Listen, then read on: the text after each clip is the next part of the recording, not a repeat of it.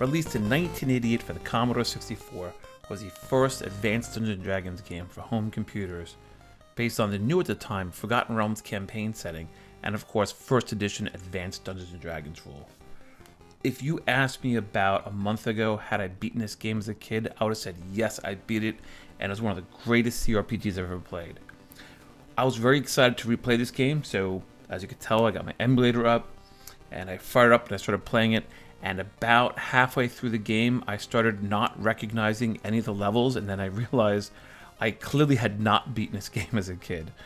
So I printed out the manuals, I printed out my own blank custom graph paper sheets to do some mapping, and I played the game from beginning to end, using just those things. I did not look up any cheat guides or anything like that to beat the game. I wanted to see if I could truly beat it like I did, or at least as I thought I did when I was a young man. So this game was a ton of fun, and let me take you on my quick journey of how I played it.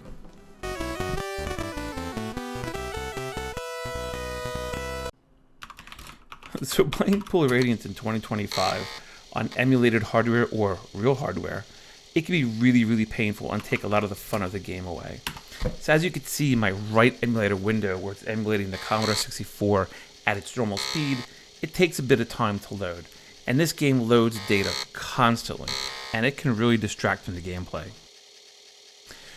But we can eliminate all of that. If we configure our emulator to use the virtual device, you set this to disk images, and uncheck drive emulation and drive sound emulation, the speed difference is amazing. The game basically runs as fast as it possibly can.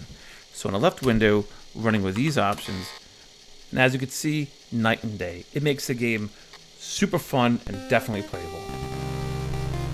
So while that thing is still loading the main menu, over here on the left side, the disk I/O is basically instantaneous. And the only thing that's slowing it down is my ability to change the disks quick enough. Go to save game. And we're in the save game. If you want to play in real hardware or emulate real hardware, as you can see in the right window, you're going to spend a lot of time drinking coffee and waiting for screens to load. With that said, let's get adventuring. So this is my party right about when I beat the game. When you start the game, you want to kind of build a well-formed party. In this game, it's really kind of neat. You can pretty much build any party you want. As you play the game, you can easily add, remove characters from your party if they're not working out, and it doesn't take too long to get them up to speed. So don't get too hung up on what party you create. Some interesting things about AD&D First Edition. There's a lot of limitations on the maximum levels that certain races can get to for whatever reason. Luckily, the level limits that are imposed will have little to no effect on your ability to beat the game. I beat this game with my highest character at level 7, and everyone else is a mix of level 6 and level 5. I have a human fighter, and he got to level 7, dude, and all of the remaining characters are multi-class characters. And I took a fighter thief, because I figured I probably need a thief somewhere in the game. I took 2 fighter clerics and 2 fighter magic users. One of the downsides of multi-classing is it takes twice as long to earn experience. What's actually happening is your character has 2 different levels. So for example, my fighter thief, he's a level 1 fighter and a level 1 thief, and as you earn experience, the thief might go to level 2 first, and then you're a level 1 fighter and a level 2 thief. On the character sheet in Pool of Radiance, it only shows you the highest level of the 2 classes you are. So sometimes it's not entirely obvious what levels your characters are in each class. So I just kept a little spreadsheet of it while I was playing the game. You want to keep track of who has the highest charisma in your party, because there's lots of points in the game that you want to talk to people, and having a high charisma will make that conversation go in your favor. So once you have your party, let's begin the adventure and head off to Phlan. So here I took my party that beat the game and I just started a new game so I can show you some parts of the beginning. So when you start the game, you arrive in Phlan, you're on the docks, and this person is going to give us a tour of the city. One of the things I'm doing, by the way, is I have the CPU running at double speed. You'll find in this game, running at double speed will save you a lot of time. It just feels like a more natural pace to the game.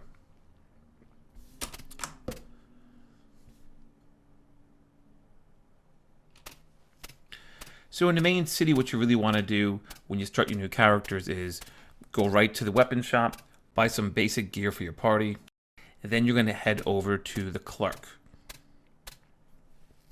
And in here is where the clerk is, the city hall, and the city clerk is going to give you quests. This is basically your quest hub for the whole game. Throughout the whole game, you'll come here, they'll give you hints on where to go. You'll go there, you'll do a bunch of stuff, you'll come back, and you'll keep going. There's actually no order that you need to follow to beat the game. And if you look at the map that comes with the game, you get a pretty quick idea on the order in which you want to visit areas in the game. So of course, you start the game in Phlan, move your way west through the slums, through the well, and through some of the other areas.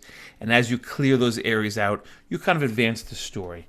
You'll discover things called journal entries, and there's a whole bunch of them that come in a manual, and it kind of reveals the story as it goes along. As you get into bar fights or hang out at the bars, you'll get tavern tales, which are, again, little short hints or things about the game world that kind of make it come alive a little bit.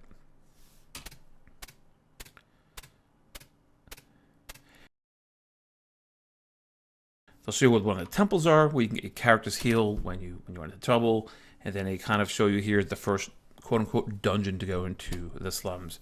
And this is where the game drops you off to get started. Now, of course, my party is all ready to go, so I don't need to do much equipping of gear or anything like that. So let's drop into the dungeon here. So here we are in the first dungeon of the game, the slums. To map a game, you want to get yourself some graph paper. I use Microsoft Word, and I created this little document. I just made a 16 by 16 table and put some numbers on it so I can map the game. The map starts with 0, 0 being at the top left corner of the screen. And as you can tell here on your screen, they give you the coordinates of where you start. So it's really easy to get into the game. And you see what direction you're facing is west, and you see what time of day it is. Anytime you move forward, it's about a minute. And here's our first fight. A group of seedy-looking kobolds. So we could try talking to them. And I'll use Dude, my fighter, to talk to them. And I'll be haughty to them. And they got really mad, so now they're going to attack us. Now, I actually didn't put my party into good order, but since I'm high level, I'm not too worried about it. So this is the combat of the game. Now, the main reason why I picked a combination of fighter and something else is every person in my party can go toe-to-toe with the enemy. When a fighter hits level 2, you get this cool ability called Sweep. And depending on what level you are, in this case, all my characters are like level 5, 6, and 7, that's how many people they can hit that are around them. So I'm going to put the game into regular mode, and just using Bam Bam, my fighter mage, I will attack one character here, and it'll activate Sweep, and we can just start cleaning house. Oh, missed one. So not too bad, 2 down. Now you can see how slow the game runs in 100% or what I would say is normal CPU mode. I'm going to flip it over to double mode. I have a hotkey tied into VICE to make it go twice as fast, and you can find it in the preference menus.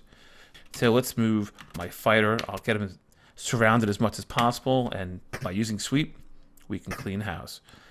Having all fighters, for me, made the game really fun. Every fight I went to, I had a chance of either casting spells or going toe-to-toe with the creatures. So that's basically combat. I don't want to bore you to death with it. So let's fast forward to the end of the fight.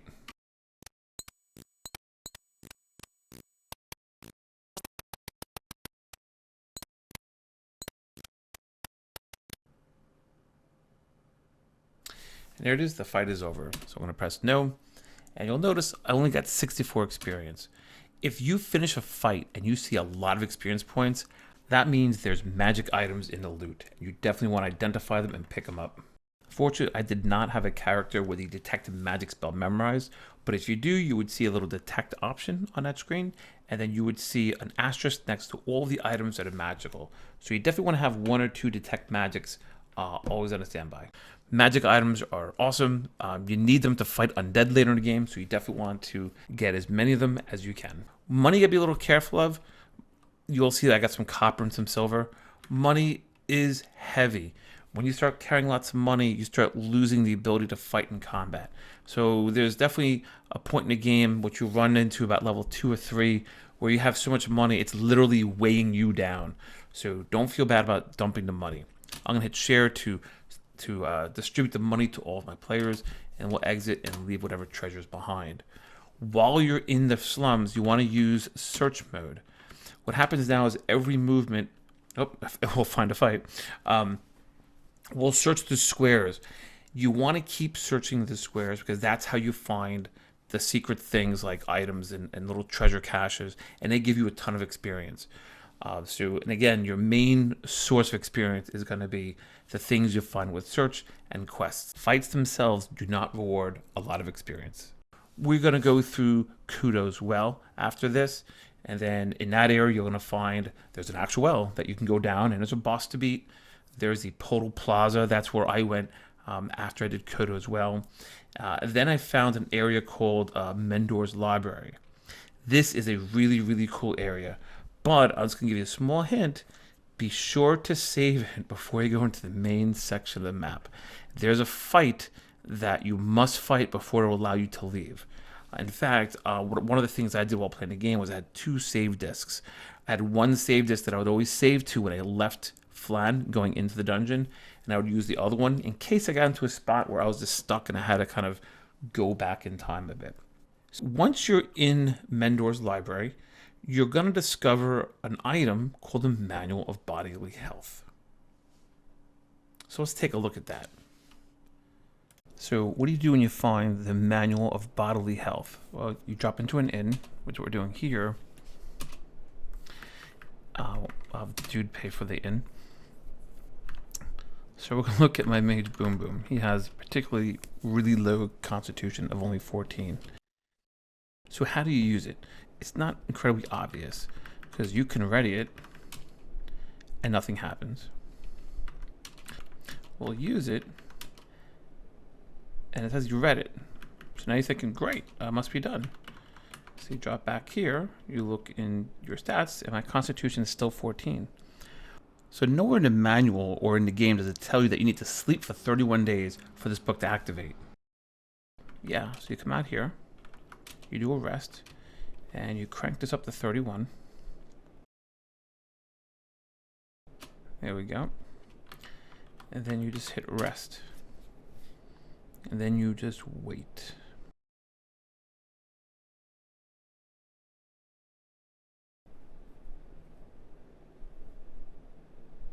You'll notice right there it said, Boom Boom is affected, and his constitution has been increased from the book. So now if I view him, it is now 15. So once I finished Mendor's Library, I headed down and took care of the Cordona Textile House. This is the area where I first ran into Undead in the game, and encountered my least favorite mechanic by far, level draining. Oh my gosh, I hate level draining in any computer role-playing game. The way it works in Pool of Radiance, though, is if you get drained a level, you need to either have a cleric use a restoration scroll to get the level back, or go to a temple to heal a level. The problem is it restores your experience points to the start of the level that you get drained from. So if you're like 5,000 into level 5 and you get drained, when you restore it, it restores you back to the very beginning of level 5, losing 5,000 experience points. So the closer you are to a new level when you get level drained is devastating because you lose so much experience. But that brings you to a solution to this. So how do you deal with level drained characters? Well, mainly when you fight, you just don't want to go hand to hand with them because you're going to get level drained. So what do? We can get what's called, or what I call, cannon fodder characters. So if you're back in Phlan and you go to where the training facilities are, you can pick up people and add them to your party, up to 2 extra people, filling your slots up to 8. So when you walk into this room, you'll see people doing dueling pairs. There's actually another interesting mechanic of the game. You can do a one-on-one duel with another character, with one of your characters, and it'll be a fight where they have the exact same stats, and you can get a couple experience points out of it. This part of the game, I don't really see as serving any particular purpose, so I don't bother with it. Do you seek a partner for your adventuring? You hit yes. And then you'll get some options. Do you want to bring a hero on board? Sure, bring him for 4 shares, meaning he'll get a percentage of the loot that you get at the end of a fight. We can say yes, and we can bring another one in. This is probably an evoker. We could say no to that one. And what else we got here? Oh, we got a robber, which is a thief, so you can add them to your party. So now you have 2 cannon fodder characters, and what you do is you put them in the front, so when you go into fight undead, let them go in and get level drained, because who cares, they're disposable. I think your character should be fine. That was kind of how I dealt with it. So we can exit out of here, and then with our party here, we can go fight some undead. So I'm going to take a little shortcut through the Thieves Guild here. Say no. Pop out this side, and then we can head over to the docks. Now that we've cleared enough of the game, the passenger dock is open, and now we can take a boat to areas that we could not get to before. And we're going to go to the Sokol Keep. So you get this little message here. We're going to go to Sokol Keep. You pick a character to pay the money. I'll pick this character, doesn't matter. And then when you run down to the end of the pier, you'll have a boat. And then this will take you to Sokol Keep.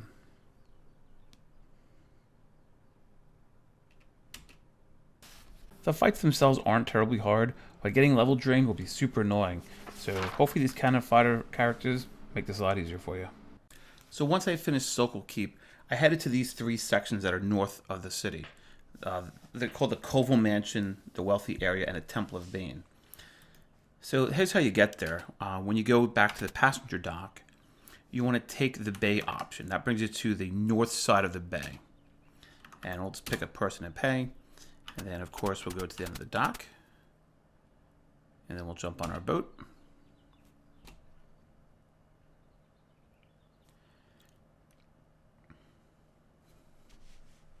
And here you're presented with 3 choices. North will bring you to the Koval Mansion. South will bring you to the Wealthy Area. I did Koval Mansion first, then the Wealthy Area. And then after that, I headed into the Temple of Bane.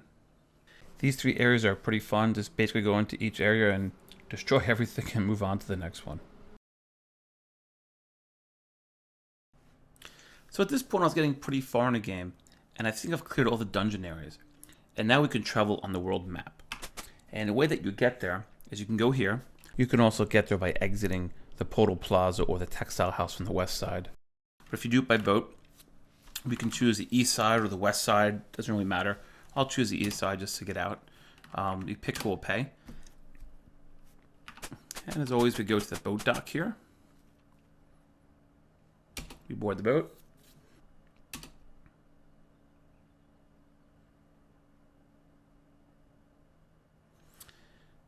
And we're not going to go back. We're going to stay here. And now we're on the world map. And as you can see, we're right by the section where Phlan is. You can use the joystick to move around the world map and explore. The world map is not that big. You can see that there's coordinates 9, 27, and as you move, they just kind of move up. It's really not a big map. The big things you're going to find out here, there's like a lizard man's castle that's pretty fun. That's kind of up in the northeast. There's a dragon's cave up here. And you should go here before you go to the kobold's cave. You're going to want to complete those 2 areas before you head off to the final boss of the graveyard. After I did the kobold cave, I headed over here to the nomad camp. And there's a fun little story there that was kind of fun to go through, so you run through that. And then the next cool thing on the world map is an area called the Buccaneer's Base, where you have to go and do like a slave rescue. That part was really cool. I enjoyed that. After completing these areas, I felt strong enough to take on the graveyard. And the graveyard is super annoying. There's so much undead. Just add some cannon fodder from Phlan into your party and let them get level drained. You're gonna need a lot of magic weapons at this point. Most of the undead in this zone will only take damage from those weapons. And then the big fight at the end is the vampire fight. And you want to make sure you do the friendly Dragon Quest I said a few moments ago first. It makes this fight possible. I'm not sure if it's impossible to do without it, but I'm going to assume it is. So this is the final boss of the graveyard area, the vampire.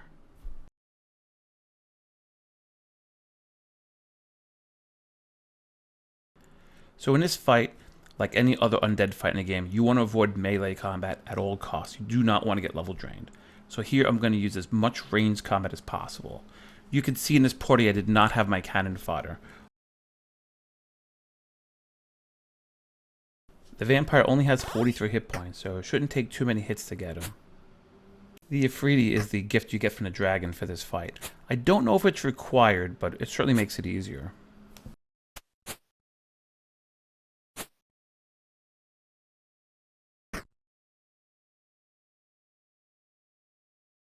So here I'm going to switch my cleric to use a bow and arrow. Now remember, I have a fighter cleric, so my cleric can use bows and arrows. Having the dual class or the multi-class, oh, it makes life so much easier. Nope, missed. And I'm going to do the same thing with my other cleric. Switch to the magic bow and arrow.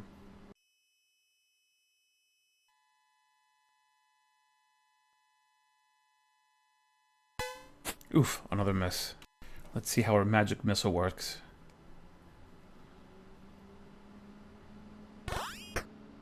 Nice, I'll take it. 13 damage.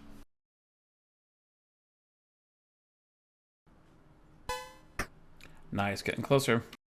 Alright, let's serve up another magic missile. Nice, 9 damage. Now we're getting real close. And this should be the final shot. And it is. And now we just have to take care of these two walls. The walls don't level drain, so we can use our melee characters safely here.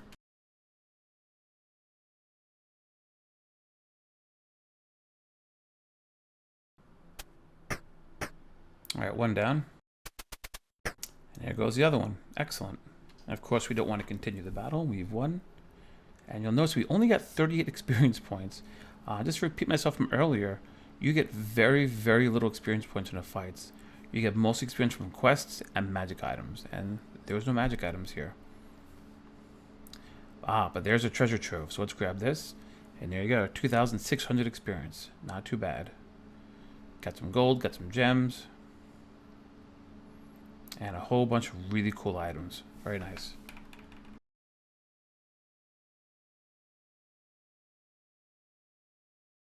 The pyramid area, in my opinion, is the most challenging part of the game. Not because of any of the particular fights in it, but because of how hard it is to map. When you jump into the pyramid, you have no bearings, there's no XY coordinates on a screen, and there's teleports all over the place.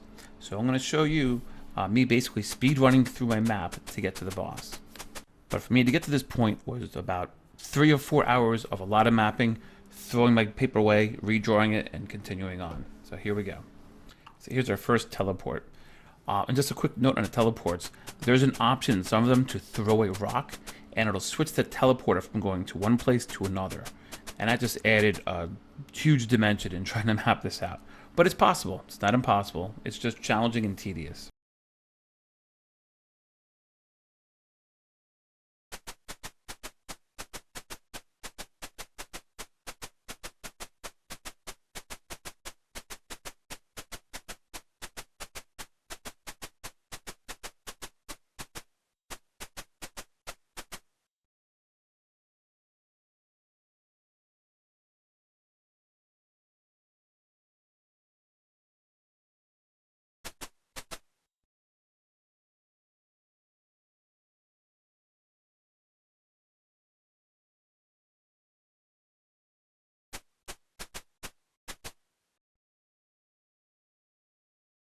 So here it's asking for the password and it's showing you 6 dwarvish runes.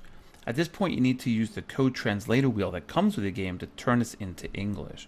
I left a link in the YouTube notes that has a website that has a virtual code wheel, so it's kind of fun to translate on your own. But if you wait 2 seconds, you'll see me type in the password that's already translated for you.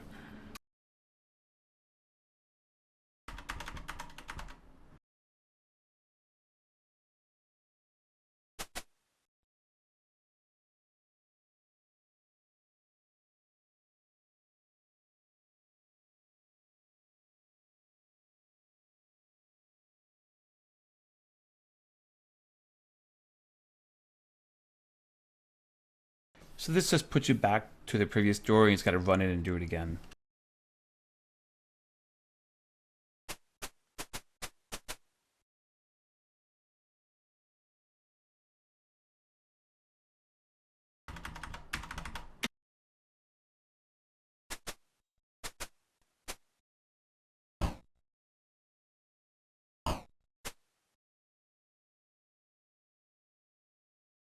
You really want to fight magic users at melee range, so I would use advanced before we start combat, so we start right on top of them.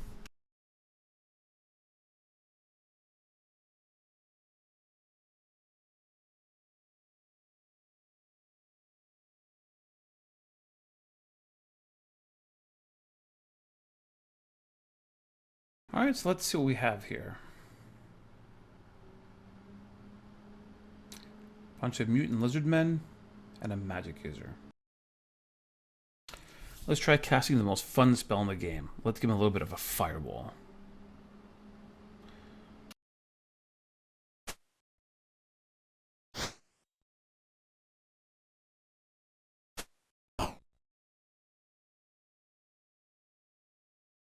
Fireball's got a pretty big radius, so you want to kind of strategically cast it where it's not going to hit our players. So for each person it hits, it's either going to do the full damage, which is 14 points, or half damage if they make a saving throw, which is 7 points. Well, the fireball didn't kill all of them, but it certainly weakened most of them.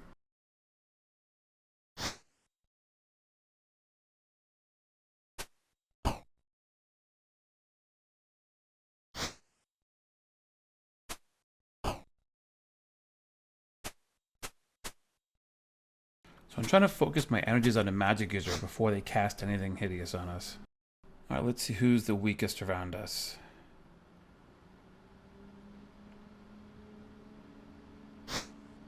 Nah, missed. What I love about having everyone being a multi-class is all these characters can go toe-to-toe with any of these monsters.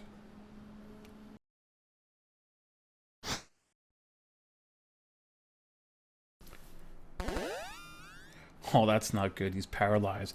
That means if he takes one hit, he goes down. So we need to do everything in our power to protect that cleric. Let's try Magic Missile and see if this will at least take that monster's melee range out of the way.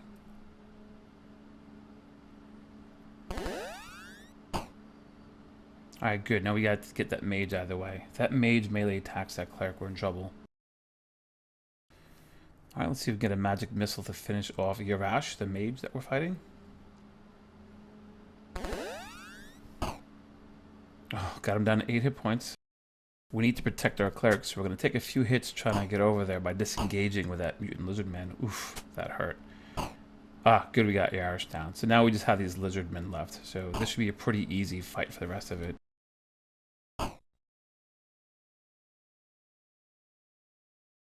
And once again, we want to hit the monster with the least hit points to take him out of combat. There we go. Let's see. Nice. Really, just 3 points? Okay.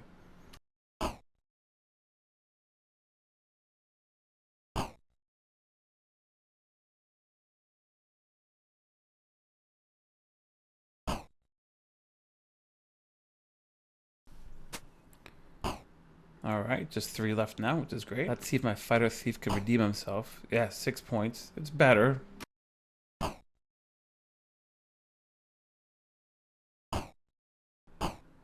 Oof, 10 damage. Nice, 12. Just 2 left. 16, nice. Alright, let's see who can get the last hit on this creature. Oh, it's not going to be our cleric.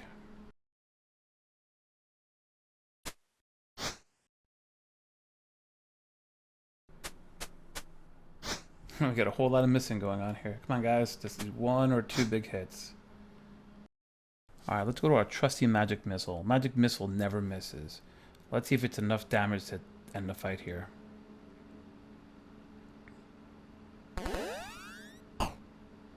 Yes, we're done. We've beaten the final boss of the pyramid. So 958 experience. There's almost certainly magic items here. Awesome. Bracers, a couple potions, and a wand. Alright, let's share the money and let's head out.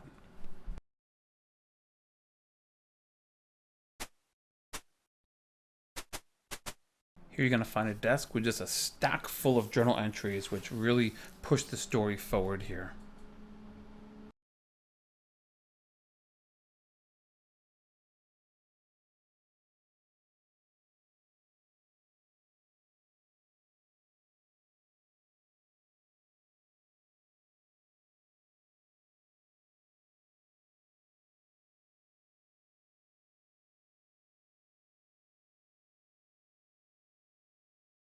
At this point, you can head to this part of the room, and there's going to be a dial that lets you choose one of 4 places to teleport to when you step on a teleporter next to it. 3 of them will bring you to treasure rooms, and 1 will bring you to the exit.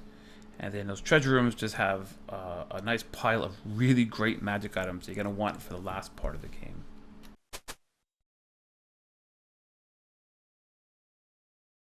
So now we've been teleported to the entrance of the map, and we're just going to run out the door here.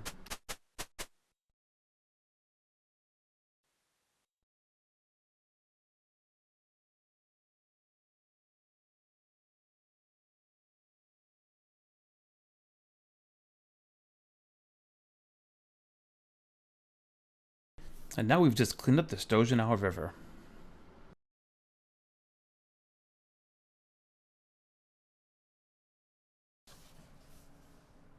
So at this point, I've pretty much beaten everything else in the game, and it's time to go after the big bad boss, Tyranthraxis. To get to him, you're going to want to go through the Stojanow Gate, and that's kind of a pretty simple area. There's a couple fun story elements to it that I enjoyed. And then that will lead you into, I believe it's pronounced the Villaggio Castle. And this area can be pretty challenging. There's 4 maps all together that create the castle, and are all connected to each other. There's a bunch of events that are going on. There's ways you can make it easier that I discovered after I beat the game, but I don't want to tell you that now. All I can tell you is I brute forced my way to the end boss, and it worked out well for me. But there's definitely some side quests and things you can do to make your approach to Tyranthraxis easier. So with that said, let me go through the final end boss fight of the game. Alright, so this is the room right before the final fight. The final fight actually consists of 2 battles. You have to fight his guards first, and then you fight Tyranthraxis himself. And there is no break between the fights.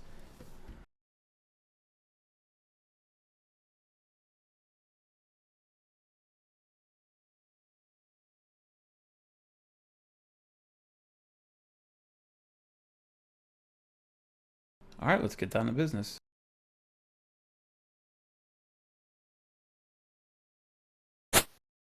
So I found this fight like 20 times harder than the Tyranthraxis fight after this. There are a whole bunch of level 8 fighters with close to 90 hit points each. You would think I'd start the fight off with a fireball, but there's really no point. I'm going to use as much crowd control as possible. In this fight, you want to immobilize all of those fighters so you can take them down easily. You'll notice I have my clerics in a back line. Definitely do not want those clerics getting hit while they're trying to cast their spells. Noxious Cloud will do one of 2 things. It's either going to make them helpless where we can hit them in 1 hit, or it'll significantly reduce their armor class. So here we're going to attempt to cast Hold Person, and this will take a few moments to start going. So here I'm just going to take a quick lay of the land and see which characters are helpless. There's 1 there that's helpless. Well, not quite where we want him, but that's okay. As you can see here, Bam Bam, our mage, does not have any crowd control left, so we're just going to drop a fireball, even though it's kind of futile. So here we're going to try to crowd control up to 3 humanoids with our Hold Person spell.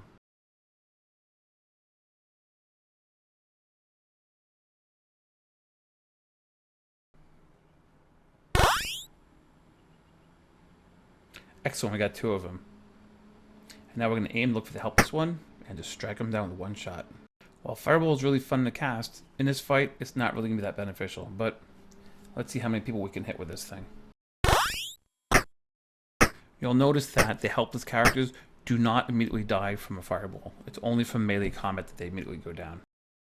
We'll just try that Hold Person again and see how many we get.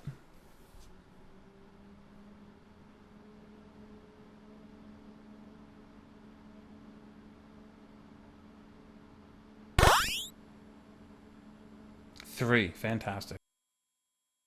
In this fight, I was really thankful that all my characters were fighters as well as their main class, because they can just take a beating, and for this fight, everyone here is basically a tank for the cleric.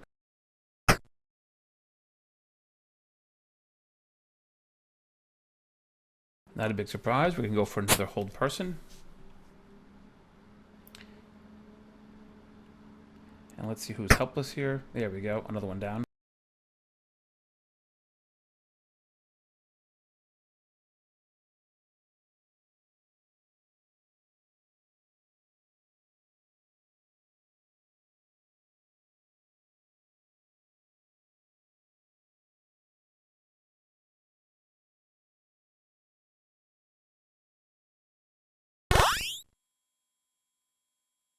Oh, another one's good.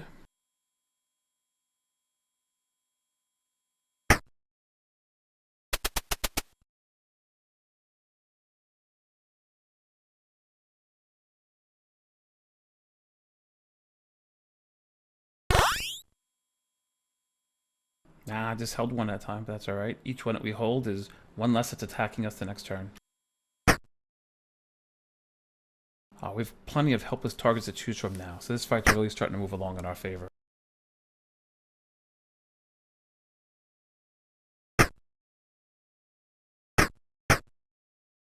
Oh, we still have 6 left, so we still have quite a battle ahead of us.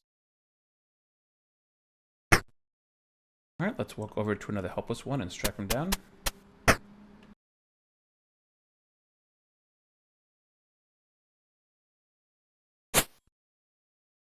Alright, hope we can get the rest of these guys held up.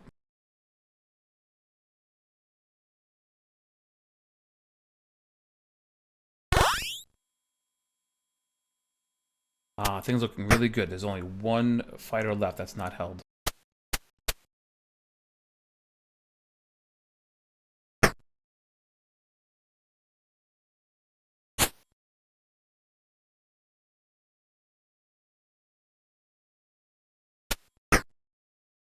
Alright, Light Heels, you can be the hero here.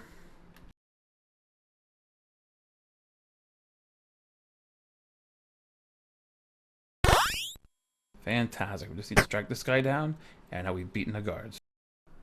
Because the moment we exit this fight, it brings us right into the next fight, Tyranthraxis. We want to spend as much time we can in battle healing up everyone to as many hit points as possible. Here you can see dude only has 10. So we're going to continue the battle and just cast all of our cure light healings that we have to bring everyone up to the most hit points possible. So I'm just going to fast forward this to the end part, because this part's pretty tedious.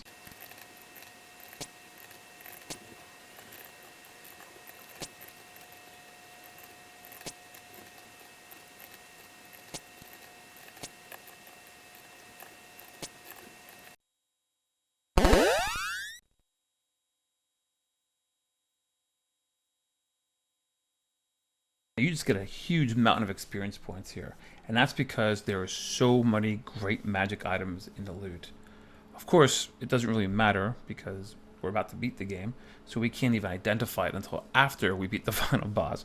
But if you're going to do another playthrough, these items are fantastic. So at this point in the game, we're going to enter the final fight, and we want as much movement as possible from our characters. So we're going to dump all of the gold and platinum that we have, because we just don't need it, so we can get maximum movement out of our fighters for the final fight. Alright, so now we're going to exit this and just leave the treasure behind. Here we go.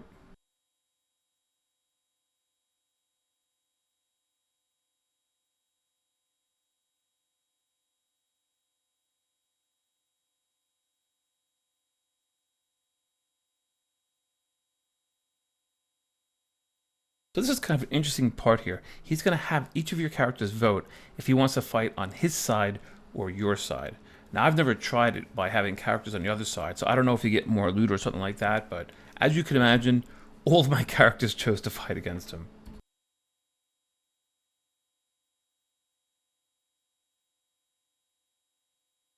So believe it or not, this fight is actually incredibly easy. All we need to do is move all of our melee fighters, which is everybody, up next to him and take some shots at him. So let's move this guy all the way down here.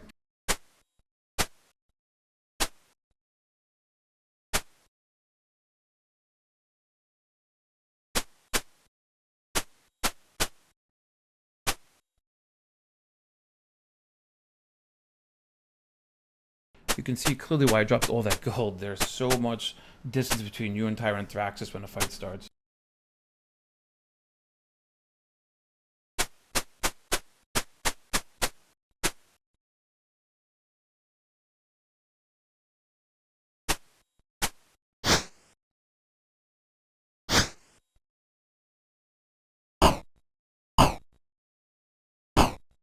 As you can see, when Tyranthraxis hits like a freight train.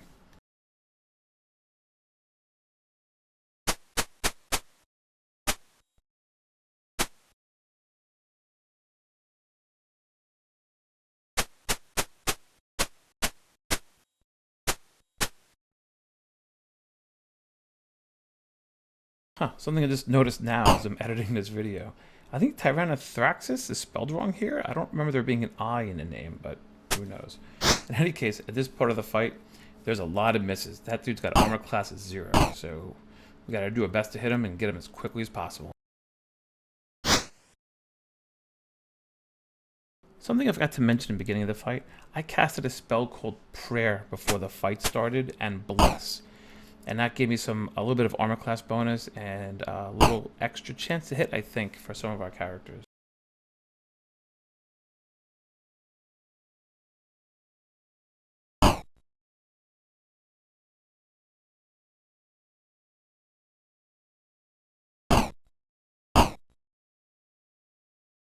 You'll notice I'm not even bothering trying to bandage our dying teammate. We just want to get him down as quickly as possible. And with just 4 hit points left, just need another hit.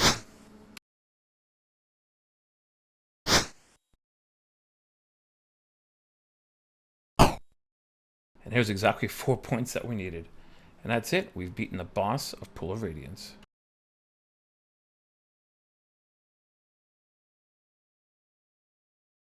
Tyranthraxis himself does not drop any loot, so we're just going to exit out of here and watch the ending to the game.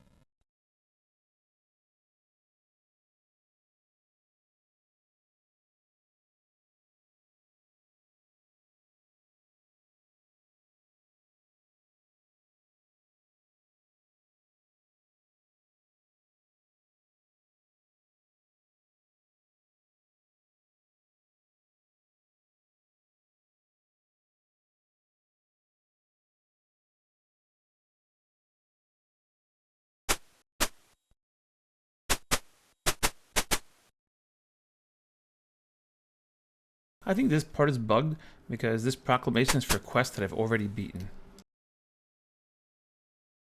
And now we're just going to head over to the clerk and see what parting words they have for us.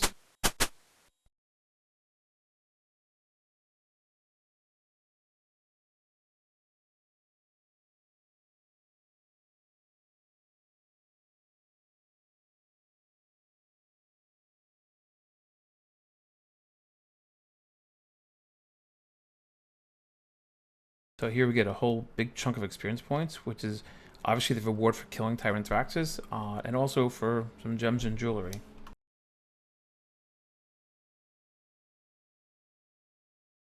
And that's the end of the game. At this point, the clerk is no longer in the game, and you can wander around this area without any guards stopping you. And there's, as far as I could tell, nothing in any of these rooms that you couldn't get to for the whole game. So one of the things you could do for fun from here is go to a trainer, remove all the characters in the party, add them back in, and start the game over. Or maybe create new characters and give them the high-level gear from these characters.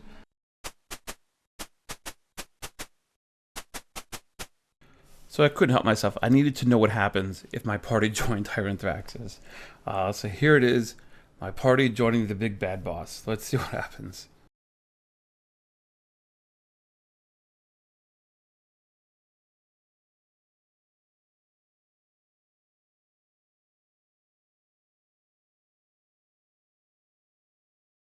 Alright, my party's officially betrayed Phlan. Let's see how this goes.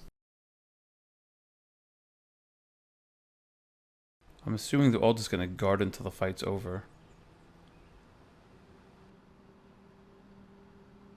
And that's it. The party lost. I was hoping for something more amusing, like maybe we helped burn Phlan down and we took it over or something to that effect, but oh well. I was very pleasantly surprised after playing this game 37 years later how much fun it is. I think the gameplay held up really well. All the problems I had with the game were really with Advanced Dungeons & Dragons First Edition, not the actual game itself. I don't like how few experience points you get for actual combat. I really disliked how level draining works. And the thing I actually disliked the most was the leveling process. When you level up, you're given a random number of hit points, and you end up reloading the game over and over and over again to make sure you get a good amount of hit points. Nobody wants to level from 6 to 7 and gain 1 maximum hit points. That's awful. And one of the last things that I didn't quite like about the game was that for all the spells you have access to, you only actually find yourself using like 3 or 4 between a cleric and a mage. You know, fireball, hold person, cure light wounds, and things like that. A lot of the spells were useless. I also found that there is just zero value in having a thief in your party. I had one in my party. I didn't need him. I would easily trade that fighter thief for just a pure fighter if I were to play the game through again.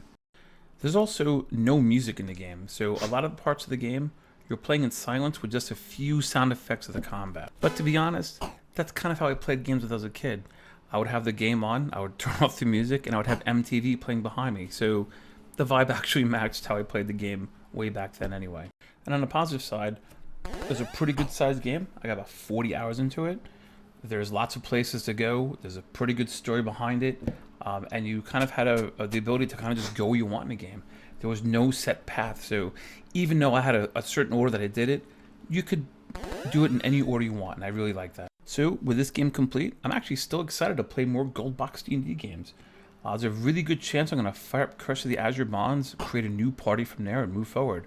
I'm not going to import this party into Azure Bonds because all the multi-class characters will basically be stuck at the starting level in that game. So there's just really no point though. But with that said, I'm not really a person that likes to bring parties between games.